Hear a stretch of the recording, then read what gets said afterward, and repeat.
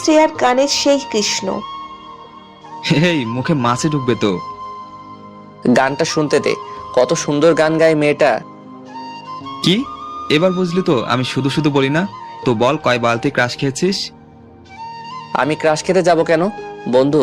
সত্যি কথা বলতে আমি না মেয়েটার প্রেমে পড়ে গেছি। এটা মেয়ে না, অপ্সরা। বলেছিলাম তো যে আমার ক্রাশ। হপ, ও আমার প্রথম প্রেম। তোর ক্রাশ কেমনে? ভাবির প্রেমে পড়েছিস? এসব বাদ দে, ধর্মে সইবে না এসব পাপ। তুই কি ওনাকে বিয়ে করছিস যে আমার ভাবি? উনি জেগে জেগে স্বপ্ন দেখা বন্ধ কর। কেন, তোর জলে কেন? আমার জ্বলছে কোথায়? আমি জাস্ট বলছি তোকে। আচ্ছা, তুই এখানেই থাক, আমি আসছি। এইদিকে শ্রেয়ার গান শেষ হয়েছে। শ্রেয়া স্টেজ থেকে নেমে মাঠের একটু আড়ালে ফোনে কথা বলছিল। তখনই রাজ সেখান দিয়ে হিসু করে ফিরছিল। হঠাৎ মাঠের মাঝখানে অন্ধকারে কাউকে দেখে রাজ প্রথমে একটা ঘাবড়ে যায়, পরে ফোনে কথা বলছে শুনে এগিয়ে যায়। দূর থেকে লক্ষ্য করে আর কথার কণ্ঠস্বর শুনে বুঝতে পারে যে এটি শ্রেয়া।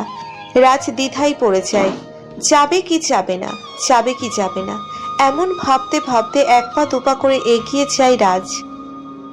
মিস, আপনি কি বিজি? আমি বিজি না, বাট আপনাকে চিনলাম না তো।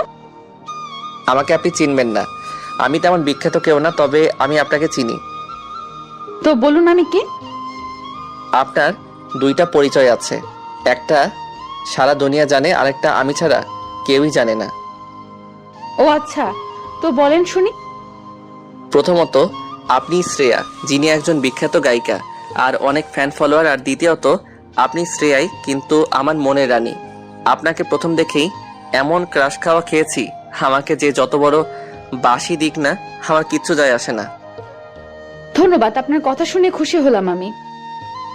শুধু খুশি হলে হবে, আমার সাথে কফি খেতে যেতে হবে। মানে আমি আপনার সাথে কফি খেতে যাব কেন? প্রশ্নটা একটু কঠিন হলেও এর জবাব আমার কাছে আছে। যেমন? এখানে এত মানুষ থাকতে কেউ এই সময় মাঠে এসেছে? না তো। এখানে এত মানুষ থাকতে কারোর সাথে আপনার কথা হয়েছে? না, হয়নি। আর এখানে এত ফ্যান থাকতেও কেউ আপনাকে কফি খেতে যাওয়ার জন্য জিজ্ঞাসা করতে পেরেছে? না। এর মানে এখন কি দাঁড়ায়? আমাকে আপনার সাথে কফি খেতে যেতে হবে? আমার বলার সাধ্য ছিল, আমি বলেছি। এখন আপনি যদি যেতে চান খুশি হব, না হলে ওই যে ওইখানে দাঁড়িয়ে থাকা ফ্যানদের একজন ভেবে নেব নিজেকে। থাক, আর কষ্ট খেতে হবে না। তবে আমি কফি খাই না, আমি আদা দিয়ে চা খাই। কোনো ব্যাপারই না, আসুন আজকে আপনাকে স্পেশাল চা খাওয়াবো। তার আগে ওয়েট, এই চশমাটা নেন।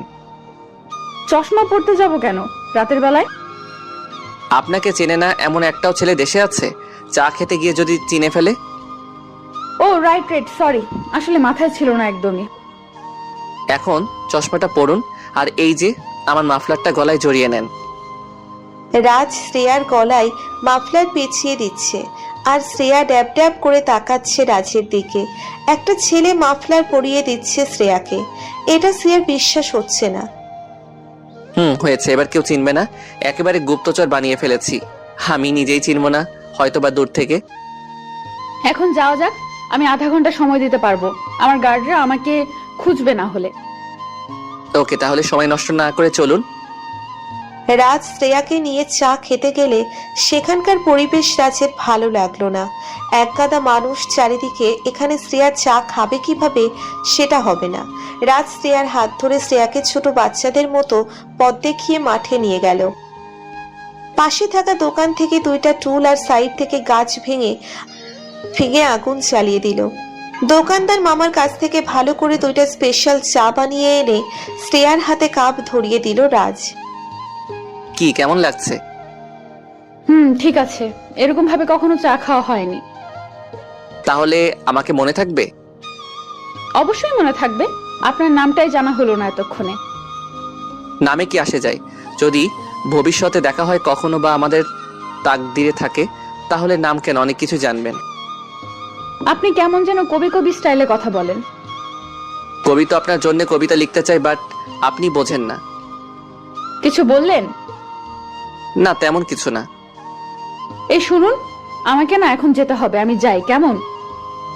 যাই বলতে নেই, বলুন আসি। আপনার সাথে পরিচিত হয়ে ভালো লাগলো, খুবই ভালো আপনি। আপনিও খুব মিষ্টি। আচ্ছা আসি তাহলে, কেমন? ওকে, দেখা হবে আবার। শ্রেয়া চলে যেতেই রাজ সেখানেই বসে রইল। স্টেজে উঠেই শ্রেয়া আবার গান ধরল, মিলন হবে কতদিনে আমার মনের মানুষেরও শনে। এই শালা, তুই এখানে বসে আছিস কেন? আমি পুরো মাঠে খুঁজে এলাম, বাট তুই নাই। এমনি একটু ব্যস্ত ছিলাম। এবার বলো, কেন খুঁজছিলি? শ্রেয়ার গান শুরু হয়েছে, শুনবি না? শুনছি তো এখন থেকে। তুই না এতক্ষণ টিকিট করলি? আমার টিকিটের দাম উঠে গেছে। কিভাবে উঠলো? তোকে বলবো বলবো ভাবতেছি, বাট তুই বিশ্বাস করবি না বললে। কি এমন কথা যে আমার বিশ্বাসই হবে না? শ্রেয়ার সাথে বসে এতক্ষণ গল্প করলাম, আর এই যে কাপ চাও খেয়েছি। হোয়াট? কখন? কিভাবে? আমাকে বললি না কেন? ওই, তুই শ্রেয়ার সাথে ওইখানে চা খেয়েছিস? হ্যাঁ, তো এখানে অবাক হওয়ার কি আছে? হ্যাঁ, আমি বিশ্বাস করি না। সেটা একান্তই তোর ব্যাপার। আর শোন, কাপগুলো এই মামার দোকানে দিয়ে আয়, আমি একটু হিসু দিয়ে আসি। নুহাস কাপগুলো হাতে নিয়ে ভাবছে যে আসলেই রাজ সত্যি কথা বলছে কিনা। তখনই দূর থেকে আসা লাউটের আলোয় নুহাস কাচের কাপে একটা মেয়ের লিপস্টিকের দাগ দেখতে পেল। মেয়েটা যে এখান দিয়েই চা খেয়েছে সেটা বোঝা যাচ্ছে। রাজ হিস্যু দিয়ে ফিরতেই নুহাস রাজকে প্রশ্ন করে, কিরে রাজ, তুই কি সত্যি শ্রেয়ার সাথে চা খেয়েছিস সেখানে? সত্যি বলতেছি, বাট তোর কথা শুনে মনে হইতেছে যে সেলফি তুলে রাখা উচিত ছিল। আমাকে ফোন দিয়ে ডাকতে পারতি তো, আমিও কথা বলতাম ওনার সাথে। আরে ভাই, আমি তখন ওই রকম মুডে ছিলাম যে তোকে ডাক দিতাম। এখন বাদ দে, ভবিষ্যতে আবার কত সুযোগ আসবে। রাজ আর নুহাস কনসার্ট উপভোগ করে সেখান থেকে চলে গেল। এইভাবে কিছুদিন কেটে গেল। আজকে রাজ একটা কনসার্টে গান গাইতে যাবে। আসলে রাজ নিজেও একজন সিঙ্গার, কিন্তু রাজ গানে তেমন মনোযোগ না, গুরুত্ব দেয় না। যখন মনে চায় গায়, আবার যখন মনে চায় না, আবার যখন মনে চায় বাদ দেয়। এই জন্যই ভালো কিছু করতে পারে না। কনসার্ট শেষ করে রাজ ওর চাচাতো বোন তুলির সাথে বাড়িতে ফিরছিল। তখনই গাড়ির সামনে কেউ হাত দেখায়। রাজ গাড়ি চালাচ্ছিল। গাড়ি ব্রেক করে জানালা খুলতেই মেয়েটি জানালার সামনে চলে আসে। কালো ওড়না দিয়ে মুখ ঢাকা, আর অন্ধকারে ভালোভাবে বোঝা যাচ্ছিল না, তাই রাজ গাড়ির লাইট জ্বালালো। আমাকে একটু লিফট দেওয়া যাবে? হ্যাঁ, তবে আপনার কণ্ঠটা চেনা চেনা লাগছে। আমরা কি আগেও কথা বলেছি? এই আপনি আপনি আরে নামটাই তো বলেননি ওই দিন। আমি ইউটিউবে ভিডিওতে আপনার গান শুনেছিলাম, কি যেন নামটা? রাজ। হ্যাঁ, আপনি রাজ। দেখলেন, বললাম না যে নাম একাই জেনে যাবেন, যদি আমাদের মাঝখানে ভাগ্য থাকে। তবে এখন এখানে কি করছেন? ও হ্যাঁ, আগে গাড়িতে বসি, তারপর বলছি। শ্রেয়া গাড়িতে উঠে বসলো আর রাজ ড্রাইভ করতে লাগলো। রাজের চাচাতো বোন তুলি ফোনে গেম খেলছে। ক্লাস 8-এর মেয়ে আর কি করবে? তো বললেন না এত রাতে এইভাবে বাইরে কি করছিলেন, তাও মুখ ঢেকে? আপনার কাছে আর লুকাবো না, আসলে আমার ফ্যামিলি টাকার লোভী। আমি এত দূর এসেছি নিজের চেষ্টা আর সৃষ্টিকর্তার ইচ্ছাতে, কিন্তু ওনারা এক টাকাওয়ালা ছেলের সাথে জোর করে আমাকে বিয়ে দিতে চাচ্ছে। আজকেই বিয়ে, আমি পালিয়ে এসেছি, কিন্তু বেশিক্ষণ পালাতে পারবো না। হয়তো ওরা ঠিক খুঁজে নিবে আমাকে, আর আমিই বা কোথায় যাব? তুলি হঠাৎ গেম রেখে শ্রেয়ার দিকে তাকালো। আপনি শ্রেয়া আপু না?